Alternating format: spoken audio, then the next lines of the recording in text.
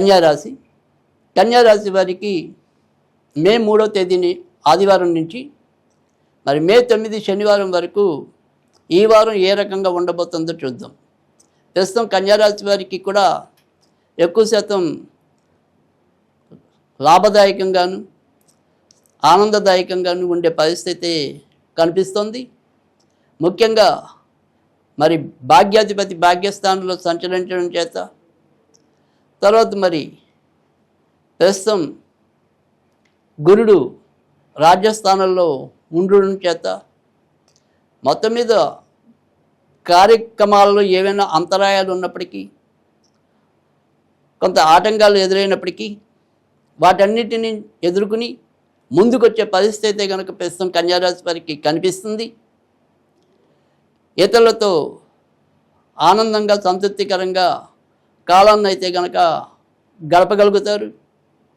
కానీ ప్రస్తుతం ఏదైనప్పటికీ కూడా బుధుడు నక్షత్రంలో కుజుడు సంచరించడం, 11వ తారీఖు నుంచి మరి కుజుడు అష్టమంలోకి రావటం, ఈ రెండు కూడా అంటే ఇంచుమించుగా ఒక 2-3 వారాల నుంచి ఏదైతే కన్యారాశి వారు ఉన్నారో వారికి వాహన ప్రమాదాలు కానీ, వాహనాల వల్ల ఇబ్బందులు ఏర్పడటం కానీ, తమ తప్పు లేకపోయినా సరే ఏదైనా సరే ఇతరుల మూలకంగా అయినా సరే కష్టాలు వాటిల్లడానికి అవకాశాలు ఎక్కువగా కనిపిస్తున్నాయి. కనుక వాహనాలు నడిపేప్పుడు ఇతరులతో అంటే స్నేహితులు అవ్వచ్చు, మీరు బాగా ఎక్కువగా విశ్వసించే వ్యక్తులు కావచ్చు, వారి విషయంలో మాత్రం 1-2 సార్లు ఆలోచించి నిర్ణయాలు తీసుకోవటం అనేది అవసరం.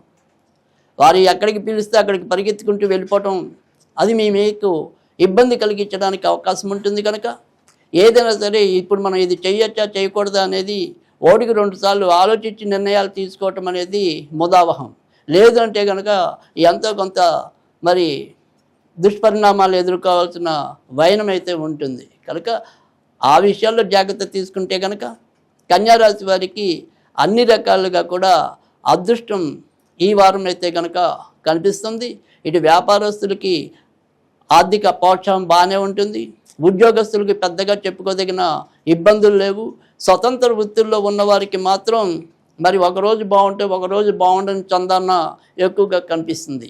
కానీ మొత్తం మీద ఎలా చూసుకున్నప్పటికీ కూడా మరీ ఆర్థిక స్థితి దిగజారే పరిస్థితి అయితే కనుక ఈ వారంలో వీరికి కనిపించడం లేదు.